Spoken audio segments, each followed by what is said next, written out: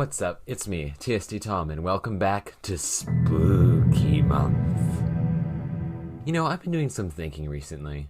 YouTube is a fascinating platform to exist on. In its infancy, it was a platform conceived to be a small dating site where you could submit small video profiles of yourself in hope of attracting someone who would, want to date you. Now, YouTube is the center of online video entertainment, presenting itself as the main threat to the established media, which only has managed to stay afloat with endless reboots and adaptations and crappy studio animations. And the only creative stuff coming from said established media actually comes from streaming services who will throw money at any idea that breathes. And there, YouTube is king. It will never run out of content because us creators will never stop creating it. At least, as long as YouTube can keep that mantle. You see, it's no great secret among those of us who spend most of our time lurking on this site that YouTube's administration has some issues. Constant demonetizations, baffling rule changes, and an overall lack of transparency from the company behind that platform have essentially eroded all faith in the company. And it's a constant battle for creators who are trying to find answers in the face of an unresponsive giant. Enter Jesse Tyler Ridgway, also known as the YouTuber mcjuggernuggets. He saw all these problems with YouTube that people kept having and decided to pool his resources and come up with his own solution,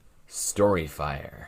A YouTube alternative where established creators could upload their own videos, create their own stories, not the kind you're thinking of, and have access to a social post option that's essentially Twitter. With its current lack of hard set restrictions and its all creators welcome type attitude, StoryFire seemed like the platform that could finally put YouTube in its place. So I decided to try it out for myself. I made an account and decided to give StoryFire a test run. And well, it's safe to say that StoryFire isn't exactly free from flaws. First off, the most obvious problem with StoryFire is that you have to apply to upload video content, which by itself is a little bit strange, but it's made much more problematic when you find out that your applications are only going to be accepted if you have a YouTube channel that has more than 100,000 subscribers.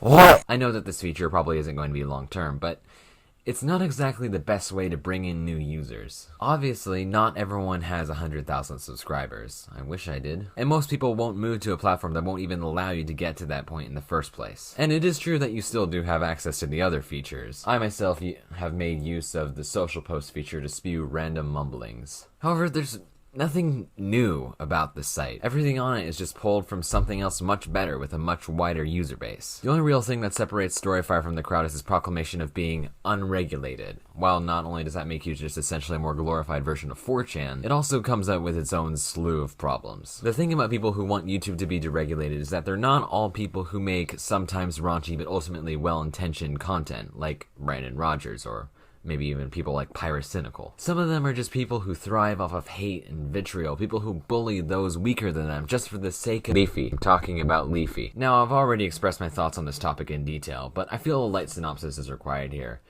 I don't care what you think about Leafy as a person or as a content creator, but it should be known that he wasn't banned from YouTube and Twitch for no good reason. He violated both of their harassment policies repeatedly and most likely knowingly. He lost his platform for a reason. And whether or not that decision was justified is entirely up for debate. And I've already discussed my thoughts on the matter in detail in another video and in an episode of my podcast link down below. My point is that people who cause harm to the platform won't face consequences in a deregulated environment. Mock YouTube's bad choices all you want, I'm not stopping you. But at least know that they're trying to create a safe environment. Although, to be fair, it's more for advertisers than for creators, but I digress. StoryFire is doing this because people who are running the platform and the people who they're advertising the platform to have had problems with YouTube's policies in the past, and aren't really thinking about why those policies were put there in the first place. So honestly, in my opinion, StoryFire doesn't really have a leg to stand on against its competitors. It doesn't really have any features that haven't been done before, it doesn't have any kind of unique community that's inviting, and it doesn't have the same appeal to a small creator as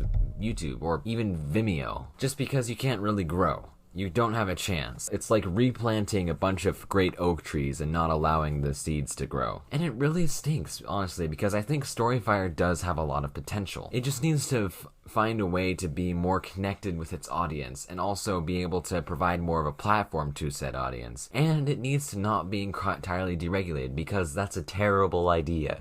Rules help, because while people do have moral codes, on the internet, you're going to act more like a terrible person because of that seal of anonymity. And that goes even if you're a big content creator. So, also the Blaze currency that they're trying to push in it to try and fuel your interactions and whatever, it sucks. It's terrible. I am not a fan. Just thought I'd put that out there. And that, I think, is probably going to be the end of today's video. I really hope you enjoyed this video, and I sincerely hope that I made your day just that little bit better. I apologize for not being able to upload as much. It's just that school has been really weighing down on me recently. So my upload schedule for the next few months is probably going to be a lot less prolific than it used to be. But don't forget, this YouTube channel is not the only place where I am going to be posting content. Feel free to check out my Instagram or my new TikTok. Both are at TSD_Tom, and links will be down in the description. Feel free to check out the podcast my friends and I are doing. We put a lot of work into it, and we think it's a really good podcast, and it would mean the world to me if you checked it out. Link will also be down in the description, like I mentioned earlier. Don't forget to like, share, and or subscribe. Only 45% of people watching this channel are subscribed. It would really mean a lot to me if you subscribed and help the channel continue to grow. And I